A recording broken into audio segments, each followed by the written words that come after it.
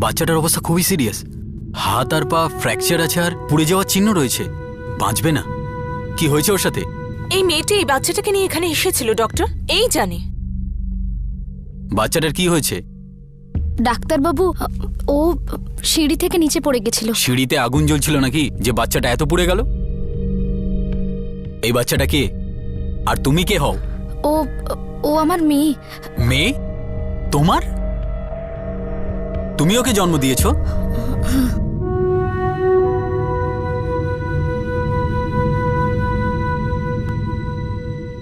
Nurse, CMS কে এক্ষুনি inform করে দাও। বাচ্চার অবস্থা খুবই সিরিয়াস আর ওকে এক্ষুনি আইসিইউতে অ্যাডমিট করতে হবে। ইন্টারনাল ইনজুরিজগুলো পরিষ্কার বোঝা যাচ্ছে। Yes sir. নার্স, সবার আগে বাচ্চাটাকে ডিপ লাগাও যাতে দেরি না হয়ে যায়। হ্যাঁ ডক্টর। তাহলে কে হও তুমি আর এখানে এলে কি করে?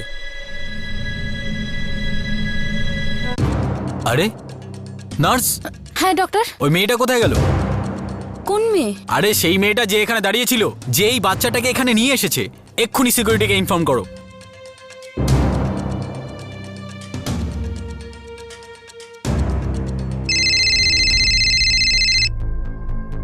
Main gate. 15-16 বছর বয়স হবে। হলুদ রঙের সালোয়ার পরা আছে। হাইট মোটামুটি 5 ফুটের কাছাকাছি। ঠিক আছে ম্যাডাম, ওকে খুঁজে নেব।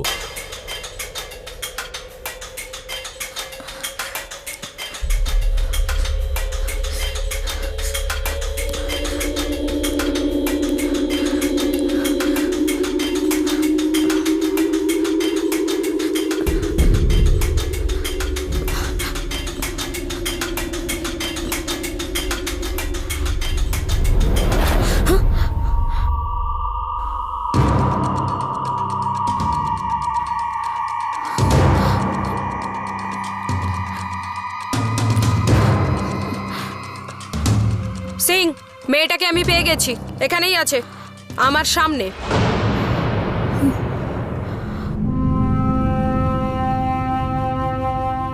মনে হয় ইন্টারনাল হিমোরেজ হয়েছে।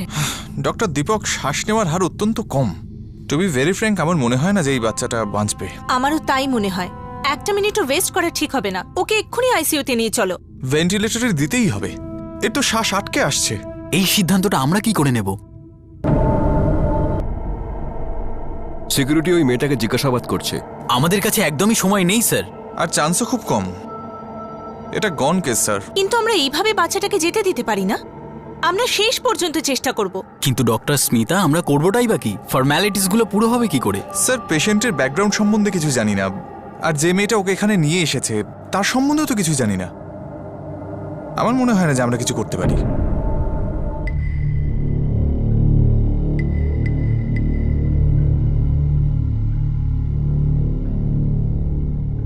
এটা কার বাচ্চা? আমার। তুই তো নিজেই বাচ্চা। নাম বল। রানী। নিজের না, বাচ্চাটার নাম বল। আমরা সবাই জানি যে তুই মিথ্যে বলছিস। সত্যিটা বললে না লাভই হবে। আর যদি পুলিশের হাতে পড়িস না তো অনেক পড়বে। আমি ওই বাচ্চাটার নাম জানি না। ও ও আমার মেয়ে নয়। কোথায় পেয়েছে হয়তো। আপাতত ওকে পেয়েছি, আমাদের ওকে বাঁচানো উচিত স্যার। আমরা যদি এইভাবে ডিসকাশন করতে থাকি, ছোট্ট জীবনটা শেষ নিঃশ্বাস ত্যাগ করবে। ডক্টর দীপক, ইমোশনাল হলে কারোর উপকার হয় না, বিশেষ করে আমাদের প্রফেশনে। আপনি বুঝতেই পারছেন না সিচুয়েশনটা সিরিয়াস। একটা বাচ্চার জীবনের থেকে সিরিয়াস আর কি হতে পারে? আমি বলছি ওকে এক্ষুনি আইসিইউতে শিফট করা দরকার। চলুন ডক্টরস। ঠিক আছে, আইসিইউতে শিফট করুন। ওই বাচ্চাটাও যে ওকে এনেছে তার যাই ব্যাকগ্রাউন্ড থাক না কেন, সব থেকে বড় কথা ওর এখনো প্রাণ আছে। তাই আমাদের হাসপাতালে এসছে। যা করার আমরা করব।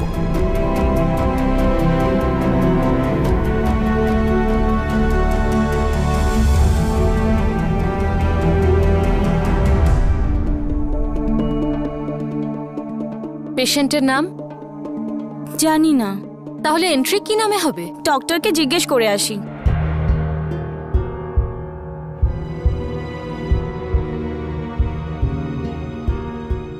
এক্সকিউজ মি ডক্টর, পেশেন্টের নাম কি লেখাবো?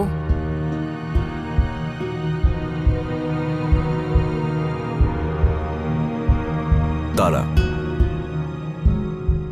আমরা ওকে তারা বলে ডাকবো।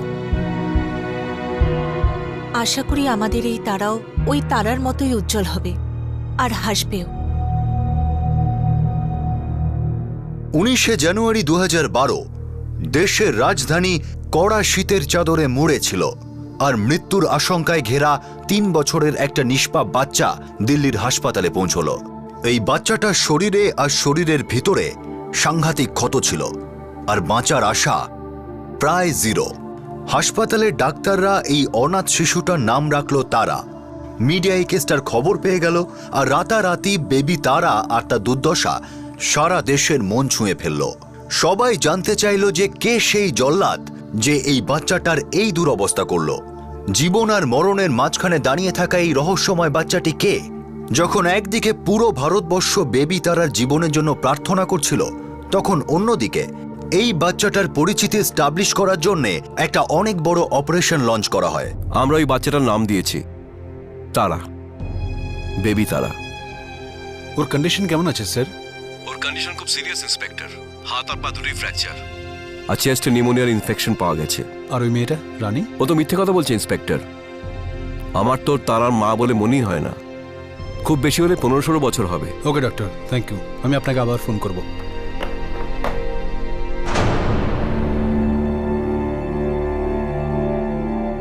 তোমার নাম সত্যি কি রানী?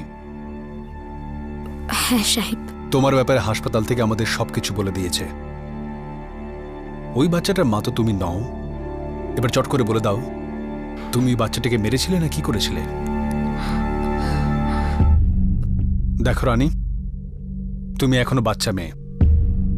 তোমার থেকে যদি ভুল হয়ে থাকে তাহলে স্বীকার করে নাও। আমরা তোমায় জেলে দেব না। চলো দেখি, এবার চট করে বলে দাও তো, ওই ছোট বাচ্চাটাকে তোমার কারণে আহত হয়েছে?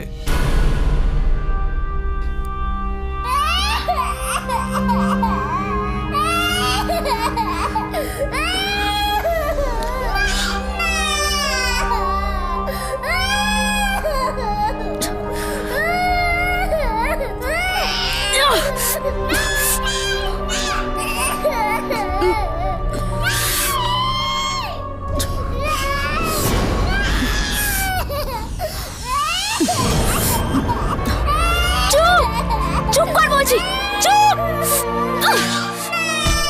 চুপ করবি কিনা বল। চুপ চুপ।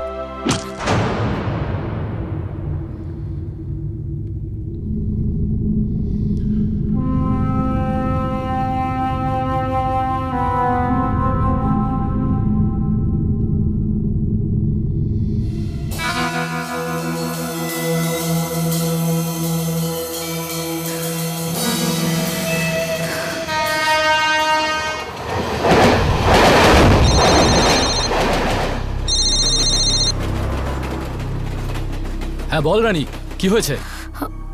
ও খুব কাঁদছিল, তাই আমি ওকে চুপ করিয়ে দিয়েছি। হ্যাঁ তো ঠিক আছে, ফোন কেন করেছিস সেটা বল।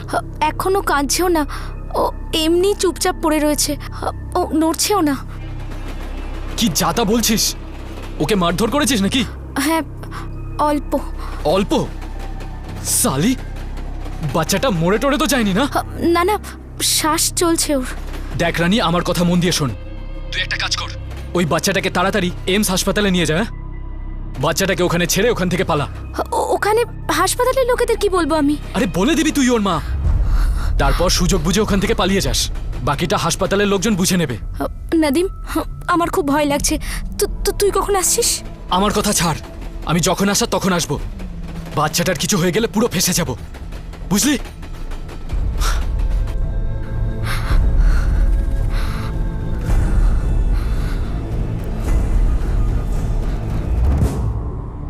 এই নাদিমটাকে বাচ্চার বাবা? আমি জানি না স্যার, ও বাচ্চাটাকে আমাকে দিয়েছিল সামলাবার জন্য। তুমি নাদিমকে কি করেছেন?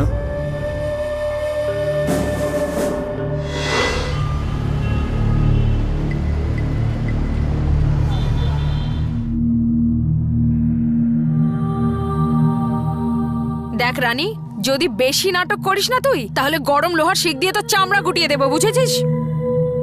রানী, কাস্টমারের খুশিতেই আমাদের সবার খুশি।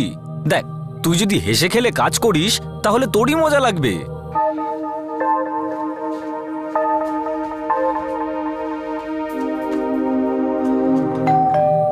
আমি দেখছি। দেখ রানী, কাস্টমারকে খুশি রাখতে শেখ।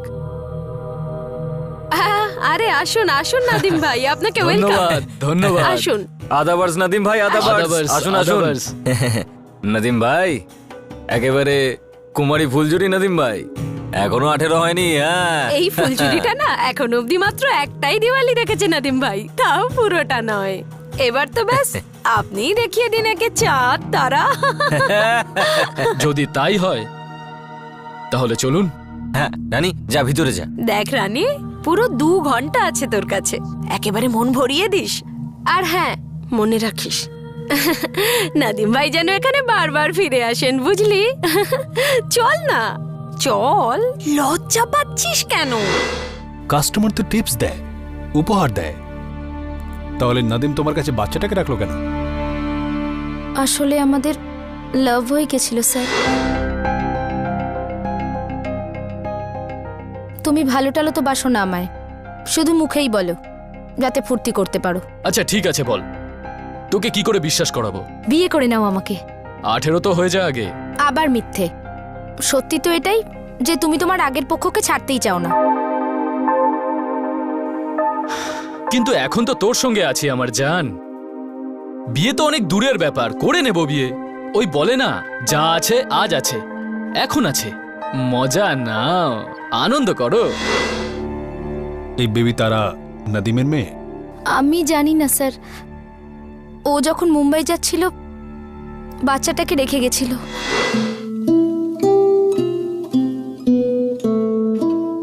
শোন রানী, তোকে এই বাচ্চাটাকে 2-4 দিন দেখাশোনা করতে হবে। কে এই মেয়েটা? এর মা বাবা কোথায়? তুই প্রশ্ন করা বন্ধ কর, ব্যাস যেমন আমি বলছি তেমন করে যা। কিন্তু আমি বাচ্চা সামলাতে পারি না। হ্যাঁ তো শিখে যাবি, করতে করতে শিখে যাবি। আর তাছাড়া আমি আছি না তোর সঙ্গে।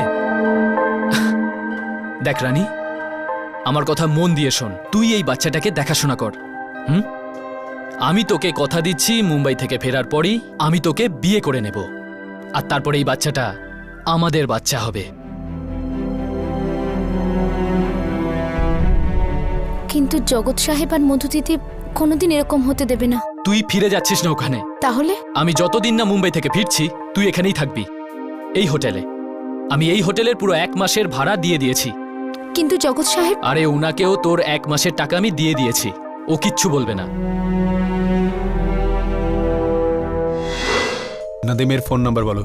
2840975821। নাদিমের ঠিকানা জানো?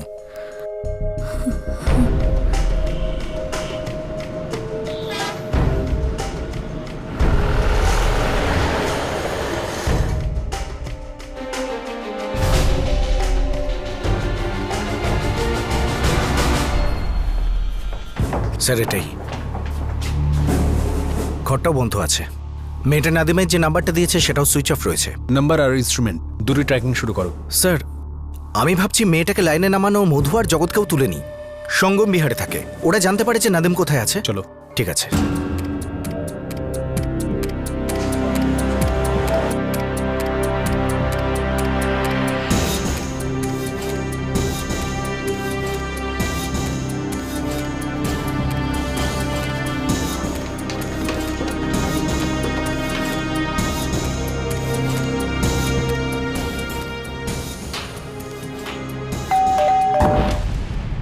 পুলিশ? আরে আরে আরে আমি কি করেছি? আমি কি আরে করেছি? হ্যাঁ হ্যাঁ মারোয়া সাহেব, দর্শনও পেয়ে যাবেন।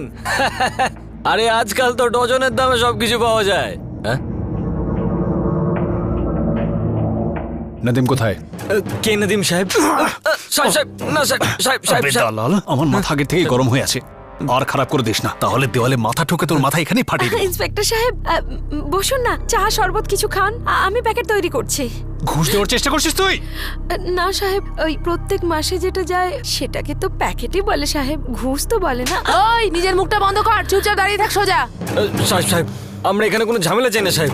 সাহেব ওই নদীম আমাদের কাস্টমার সাহেব। এখন কোথায় আছে নাদিম? সেটা তো আমি জানি না সাহেব, কিন্তু হ্যাঁ ও ট্যাক্সি চালায় সাহেব। ওর সঙ্গে কোন কোন মেয়ে বসে? শুধু রানী বসে সাহেব। টাকা ওকে। ওই রানী তো সাহেব নাদিমের সাথে গেছে সাহেব। সাহেব ও 1 মাসের অ্যাডভান্স দিয়ে ওকে সঙ্গে করে নিয়ে গেছে সাহেব। চল, তোকে 6 মাসের সাহেব সাহেব সাহেব দেখুন সাহেব। সাহেব সাহেব ছেড়ে দিন। চল সাহেব, সাহেব সাহেব, আমি এই মা কালীর দিব্যি খেয়ে বলছি সাহেব, এই বেবি তারার ব্যাপারে আমরা কিচ্ছু জানি না সত্যি। হ্যাঁ সাহেব, এই রানী ওনাদের সবাইকে বল না যে আমাদের এতে কোনো হাত নেই। আরে এই বেবি তারার ব্যাপারটা কি বল না সবাইকে, বলে দিন না সবাইকে রানী। দেখ রানী, এক জায়গায় রাগ অন্য জায়গায় দেখাস না, এরকম বেকার ফাঁসাস না আমাদের। পুলিশকে সব বল না। হ্যাঁ, কার বাচ্চা ওটা? নাদিমের? হ্যাঁ, নাদিমের বাচ্চা এটা? বল না রানী। আরে বল না কিছু। বেবি তারার পরিচয় শুধুমাত্র সেই ট্যাক্সি ড্রাইভার নদিমই দিতে পারত, যে কিনা এই বাচ্চাটাকে দেখাশোনা করার জন্য রানীর হাতে তুলে দিয়েছিল। 16 বছরের রানী নিজেই একজন নাবালিকা টিনেজ মেয়ে ছিল, যে নিজেই প্রস্টিটিউশনের র্যাকেটের শিকার হয়েছিল। যেখানে একদিকে দিল্লি পুলিশ নদিমের খোঁজে আকাশ পাতাল এক করে দিচ্ছিল, সেখানে অন্যদিকে বেবি তারা আইসিইউতে জীবন আর মৃত্যুর মাঝে ত্রিশঙ্কু হয়ে ঝুলছিল। সিজারটা দাও।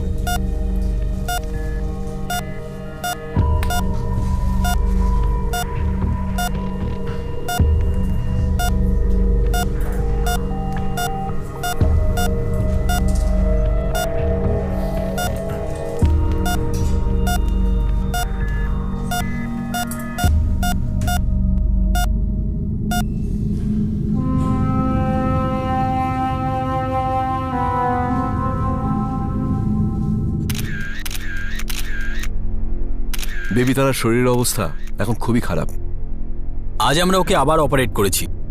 লাংস আর ব্রেন দুটো থেকেই জল ড্রেইন করেছি। ডক্টর সার্ভাইভালের কতটা চান্স আছে? We are doing our best, কোনো খামতি রাখছি না। ডক্টর, সারা দেশ থেকে বেবি তারার জন্য আশীর্বাদ আসছে। আমাদের অনেক দর্শক ওর জন্য ডোনেশনও দিতে চাইছে। ওনাদের মহানুভবতাকে ধন্যবাদ জানাচ্ছি, কিন্তু আমাদের ডোনেশনের কোনো প্রয়োজন নেই। ওই মেয়েটি এখন এই হসপিটালের মেয়ে, আর আমরা ওর নামকরণ করেছি বেবি তারা। এই মেয়েটাকে হসপিটালের টপ ফ্যাসিলিটি দেওয়া হচ্ছে। এই হসপিটালের টপ মোস্ট ডাক্তাররা ওর জন্য অন কল থাকছেন। স্যার, দিল্লি শহর ও সারা দেশের মধ্যে হাজার বাচ্চা বিনা চিকিৎসায় রাস্তায় পড়ে থাকে। হাজার নয়, লাখ। Correct sir. ওইসব বাচ্চাদের জন্য আপনাদের মতো গডফাদার কেন নেই? এই দেশে সব বাচ্চাদের এই রকম ভালোবাসা আর দেখাশোনা কেন করা হয় না? এই প্রশ্নটা তো প্রত্যেক ভারতীয়কে করা উচিত, কারণ উত্তরটা ওদের কাছেই আছে, আর সিস্টেম আমরাই বানাই। আপাতত আমাদের কাছে একটাই প্রশ্ন রয়েছে, বেবি তারা।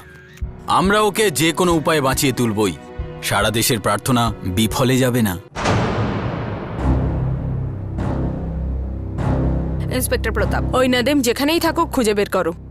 যতক্ষণ না বেবি তারার আসল বাবা মাকে খুঁজে পাওয়া যায়, যতক্ষণ না ওর পরিচয় জানতে পারা যায়, ততক্ষণ আমাদের গোটা টিম 24 ঘন্টা ডিউটিতে থাকবে। Is that clear? Yes ma'am. আর ওই মেয়েটা রানী, খোঁজ নাও ওকে প্রস্টিটিউশনে কে ঠেলেছে। জোর কদমে তল্লাশি চালাও প্রতাপ। Sure ma'am. ম্যাম, চিন্তার বিষয় হচ্ছে আমাদেরও কিছু লোক ওদের সঙ্গে আছে। বের করো, খুঁজে বের করো। যারা এরকম কাজে নিজেদের সামিল করতে পারে তারা আমাদের লোক হতে পারে না। কাউকে ছাড়বে না, আমার সম্পূর্ণ ব্যাকিং রইল। স্যার, স্যার নাদিমের নাম্বার ট্রেস হয়ে গেছে। থানে, মুম্বাই। নাদিমের শ্বশুর শাশুড়িও ওখানেই থাকেন, আর আপাতত ওর স্ত্রীও ওর সাথে ওখানেই থাকে। থানে?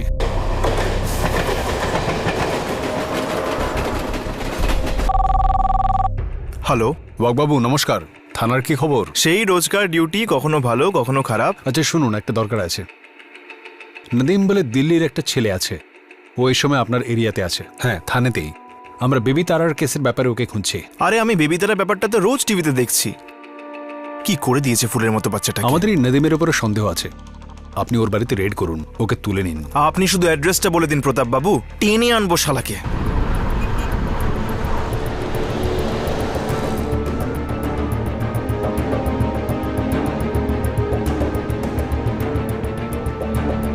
হ্যাঁ, কোন বাড়িটা? এই বাড়িটা।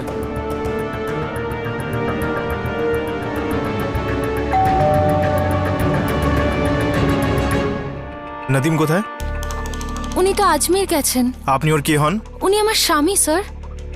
ঠিক কি হয়েছে স্যার? আপনাকে আমাদের সাথে থানায় যেতে হবে ম্যাডাম। কিন্তু হয়েছেটা কি? আপনার স্বামীকে দিল্লি পুলিশ খুঁজছে, চলুন।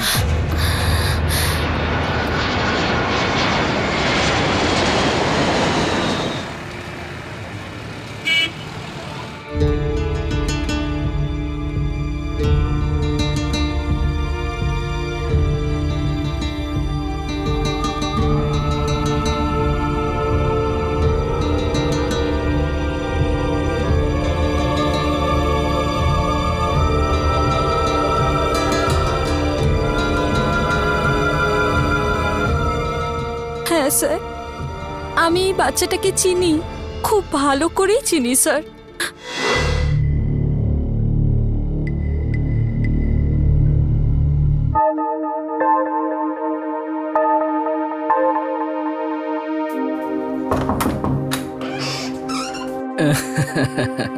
আরে ও কার বাচ্চা গো?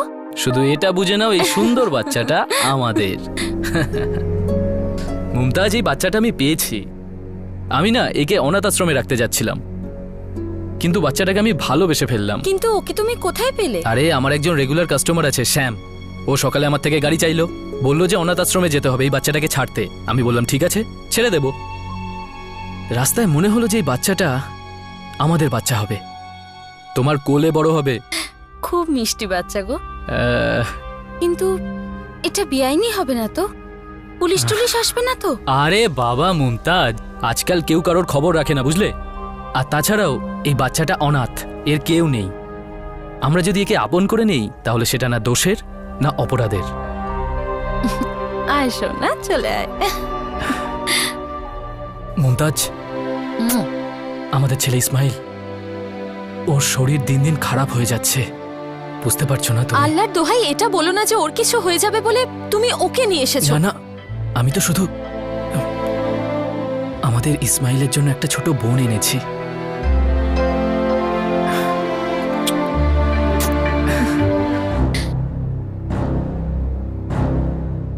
অক্টোবর 2011-র কথা। আমার ছেলে ইসমাইল হাসপাতালে ছিল, থানেতে। তোমার বাপের বাড়ি থানেতে? হ্যাঁ সাহেব। আর নাদিম দিল্লির বাসিন্দা। নদীম এই বাচ্চাটাকে তোমার কাছে দিয়েছিল, তাহলে বাচ্চাটা রানের কাছে গেল কি করে, যে এরকম নিষ্ঠুরভাবে ওকে মেরেছে? মুমতাজ বেগম, আপনি মানবাভিমান দূরে সরিয়ে রাখুন। 3 বছরের বাচ্চা দম নেওয়ার জন্য ছটফট করছে। নাদিম আমাদের হাতে আসাটা খুবই প্রয়োজন। বলুন। আমি জানতে পেরে গিয়েছিলাম নাদিম আর ওই বাজারে মহিলা রানীর ব্যাপারে। রানী কোনো মহিলা নয়, শুধুমাত্র 16 বছরের একটা বাচ্চা, যার সঙ্গে জবরদস্তি করা হয়েছিল। আর বাজার তখনই বসে যখন খদ্দের থাকে, তোমার স্বামী নদীমের মতো। আমি ইসমাইল আর বাচ্চাটা দুজনকেই সামলাচ্ছিলাম, আর ওইদিকে নাদিম ওই মেয়েটার সাথে বিয়ে করার কথা ভাবছিল।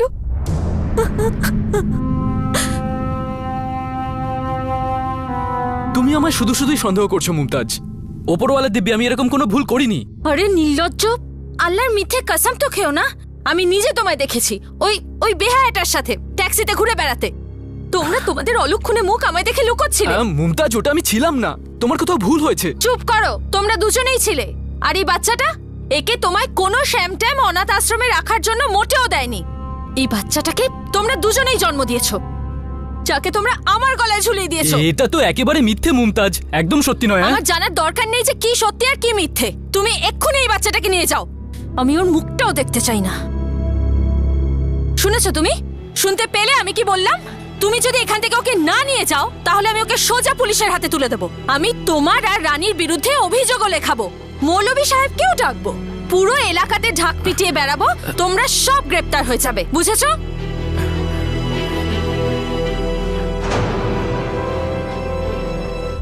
আমি বাচ্চাটাকে বাড়ি থেকে বের করে দিই। ফুলের মতো শিশু, নির্দোষ ছিল, কিন্তু সেই সময় আমার মনে শুধু আগুন জ্বলছিল সাহেব। অপরাধ করে ফেলেছি। কবেকার কথা এগুলো? কবে হয়েছে? জানুয়ারির প্রথম সপ্তাহে। ও রানীর মেয়ে নয়, আমরা খোঁজ নিয়েছি। এই শ্যাম কে হয় জানো? হ্যাঁ সাহেব। কোথা থাকে? ও তারকাতে থাকে। ও প্রায় নাদিমের ট্যাক্সিকে ডাকতো। ওর ফোন নাম্বার আছে? হ্যাঁ সাহেব।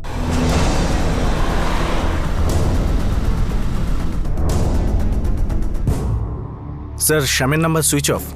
হওয়ারই ছিল। এই বেবি তারার কেসটা এত দ্রুত ছড়িয়ে পড়েছে যে এখন এই বাচ্চার কিডন্যাপিং আর ট্রাফিকিং এর সঙ্গে যুক্ত সবাই ঘাপটি মেরে রয়েছে। স্যার, একবার এই শ্যামকে পাওয়া গেলে না বাকি সবাই লেজ নাড়াতে শুরু করে দেবে। আমি ওর নাম্বার সার্ভেলেন্সে দিয়ে দিয়েছি।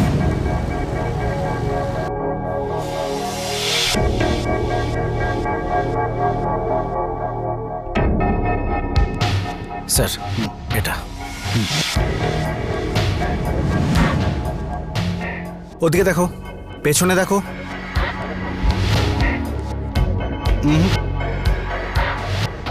শুনুন, এই শ্যাম কোথায় গিয়েছে বলতে পারেন?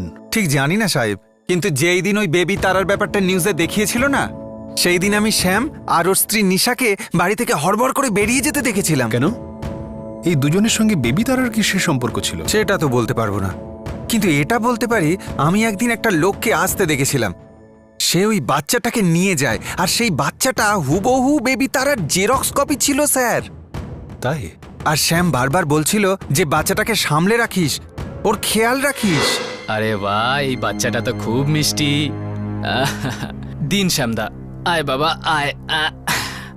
শ্যামদা, আপনি একদম চিন্তা করবেন না, আমি এই মিষ্টি বাচ্চাটাকে নিজেরই বাচ্চার মতো দেখাশোনা করব। ঠিকঠাক দেখাশোনা করবে তোর? আরে আপনি এই ব্যাপারে চিন্তাই করবেন না, আমার মুমতাজ একে দেখে খুব খুশি হবে। আপনি দেখবেন এই বাচ্চাটাকেও রানীর মতো করে রাখবে, রানীর মতো করে। আচ্ছা আচ্ছা আচ্ছা আচ্ছা। আমি তাহলে এখন আসি। ঠিক আছে, কিন্তু নদীম নিজের কথাটা ভুলে যাও না জানো। আরে আপনি একদম চিন্তা করবেন না, এবারে আমরা বাড়ি যাব। এটা 2011 অক্টোবরের ঘটনা। হ্যাঁ, মোটামুটি 2011 অক্টোবর। এই বেবি তারা নামের বাচ্চাটা শ্যাম আর ওর স্ত্রী নিশার মেয়ে ছিল কি? আরে না সাহেব, শ্যাম আর নিশা তো আমাদের পাশে বছর 2 ধরে থাকে, ওদের নিজেদের কোনো সন্তান ছিল না। আর এই বাচ্চাটা তো বড় জোর সপ্তাহখানেক এখানে ছিল। তাহলে বাচ্চাটা কোত্থেকে এলো? সেটা তো বলতে পারবো না সাহেব, তবে হ্যাঁ, মিনা বলে একজন মহিলা আছে, ও এই বাচ্চাটাকে এখানে নিয়ে এসেছিল।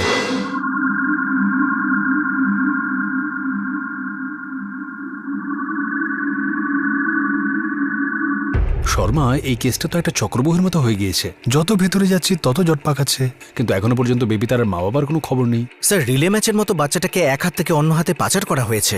মিনা, এই মিনা নিশ্চয় শ্যামকে খুব ঘনিষ্ঠভাবে জানে। শ্যামের সেল নাম্বার আমার কাছে আছে স্যার। ওর সেল নাম্বারে নিশ্চয় মিনার নাম্বার থাকবে, খোঁজ নাও।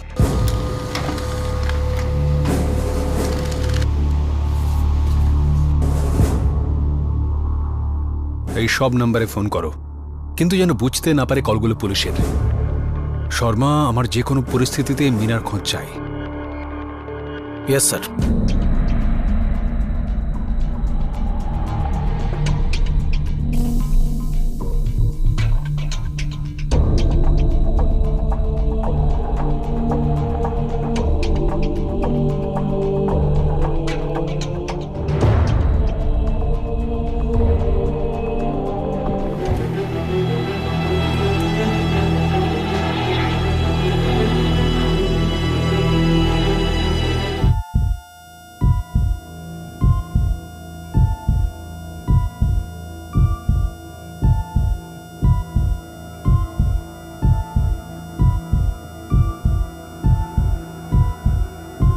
নার্ভ স্লো হয়ে গেছে, অক্সিজেন বাড়াও, more oxygen, fast fast.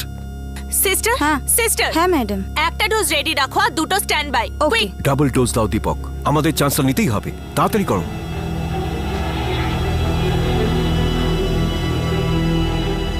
Sir, infection ছড়িয়েই যাচ্ছে, ওকে এই মুহূর্তেই অপারেশন টেবিলে নিয়ে যেতে হবে, এটাই একমাত্র লাস্ট চান্স স্যার। সেটা বড় রিস্ক হয়ে যাবে দীপক। স্যার, বাঁচারও কোনো চান্সেস নেই স্যার, আমাদের একটা চান্স নিতেই হবে। নো অপশন স্যার, অপারেট করতেই হবে। ঠিক আছে সিস্টার, অপারেশন থিয়েটার রেডি করুন। 2রা ফেব্রুয়ারি 2012, 2 সপ্তাহ কেটে গিয়েছে। বেবি তারা কে ছিল, কোথা থেকে এসেছিল, সেটা জানার জন্যে পুলিশ তখনও অবধি মাঝ রাস্তাও পেরোতে পারেনি। কে ছিল ওর বাবা মা, কোথায় ছিল, সামনে কেন আসছিল না, যেখানে বেবি তারার খবর সারা দেশে ছড়িয়ে পড়েছিল। অন্যদিকে হসপিটালে বেবি তারার অবস্থা আরও খারাপ হচ্ছিল, তাকে শুধু কোনো জাদুই বাঁচাতে পারত। কিন্তু দিল্লি হাসপাতালে যোগ্য ডাক্তাররা দিন রাত চেষ্টা করে যাচ্ছিলেন, কেউ হার মানার জন্য রাজি ছিলেন না, না ডাক্তার, না মিডিয়া, না দেশের জনতা। সবার ভগবানের কাছে শুধু একটাই প্রার্থনা ছিল, যেন উনি বেবি তারাকে বাঁচিয়ে দেন।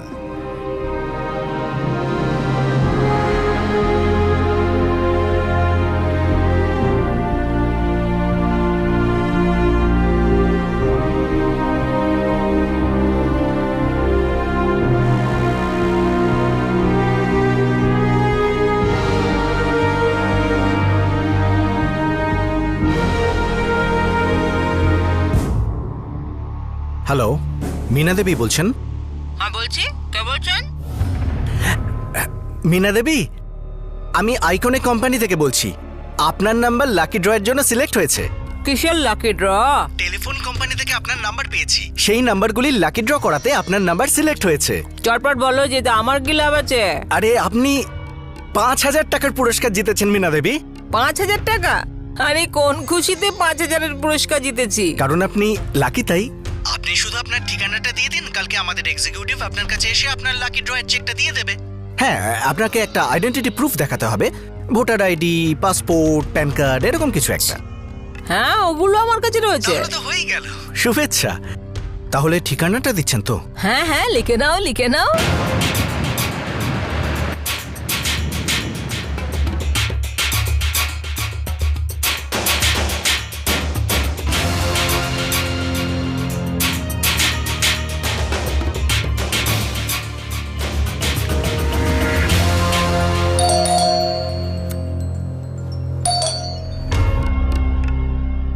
হ্যাঁ বলুন। মীনা দেবী? আমি মীনা। আরে আরে, এ কি চল, চল, চল বলছে, চল। Police station. চুপচাপ চলো, তা না হলে এখানে মার খেলে না পুরো পাড়া পরে খোঁচা মারবে। নিয়ে চলো। চল, যাচ্ছি। চল। স্যার চল, চল। কিছু নিন স্যার। স্যার কিছু টাকা পয়সা স্যার। বেবি তারা। বেবি তারা আসলে কার মেয়ে? মিনা ওই ছোট্ট বাচ্চাটা এখনো অনেক বড় লড়াই করছে। পুরো ভারতবর্ষ ওর জন্য সিপাহী হয়ে দাঁড়িয়ে রয়েছে। ওর জন্য উপোস করা হচ্ছে, রোজা রাখা হচ্ছে, নারকেল আর চাদর চড়ানো হচ্ছে। পরের 10 সেকেন্ডের মধ্যে তুমি যদি সবকিছু সত্যি না বলো না, তাহলে বাচ্চাটার দিব্যি ওর চেয়ে অনেক বেশি ছটফট করবে তুমি। আরে স্যার, আমি তো শ্যামকে ওকে অনাথ আশ্রমে ভর্তি করে দিতে বলেছিলাম। ওই ওদের ছাড়া ওকে অন্য কাউকে দিয়ে দিল। হয়তো এই জন্যই বাচ্চাটার এই অবস্থা হয়ে থাকবে। আমার প্রশ্নটা ছিল বেবি তারা কার মেয়ে? জারিনা শেখের স্যার। জারিনা শেখ কে? এখন কোথায়? একটা লোক আছে, রাজস্থানে ঝুনঝুনে থাকে। ওই ওকে কিনেছিল স্যার। কিনেছে?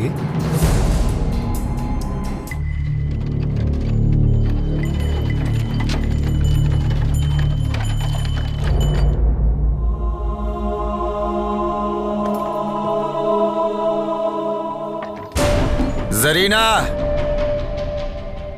चल रोटी खावा।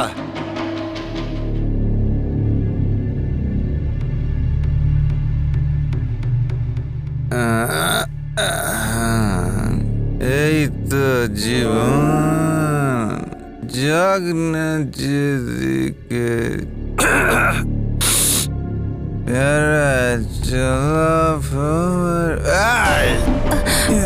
মন করে তোকে এক্ষুনি খেয়ে নি সালি লালঙ্ক। এমন কেন করছো? আমি তোমার বউ। শালি, আরে তুই বুঝিস না কেন? আমি তোর স্বামীটা, আমি কিচ্ছু না। আমি তোকে কিনেছি ব্যবহার করার জন্যে। আর মন ভরে গেলে সরিতাকে অর্ধেক দামে বিক্রি করে দেবো, ব্যাস। এমন ভাবে বলো না। মিনাদি বলেছিল কিছুদিন পরে তুমি আমার 3 ছেলে মেয়েকে ডেকে নেবে, তারপর আমরা সব সুখে থাকবো। আরে বোকা, তুই মিনার কথা বিশ্বাস করলি? আরে ওই ডাইনিটা তো এতক্ষণ তোর বাচ্চাদের কলার খোসার মতো ফেলে দিয়েছে রে।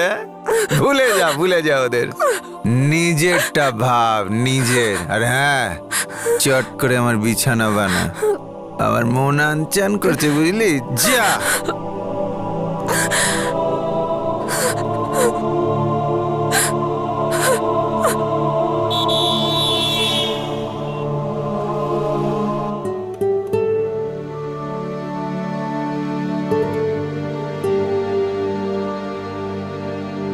ও গড, এই বাচ্চাটাকে বাঁচিয়ে দাও, এই বাচ্চাটাকে বাঁচিয়ে দাও।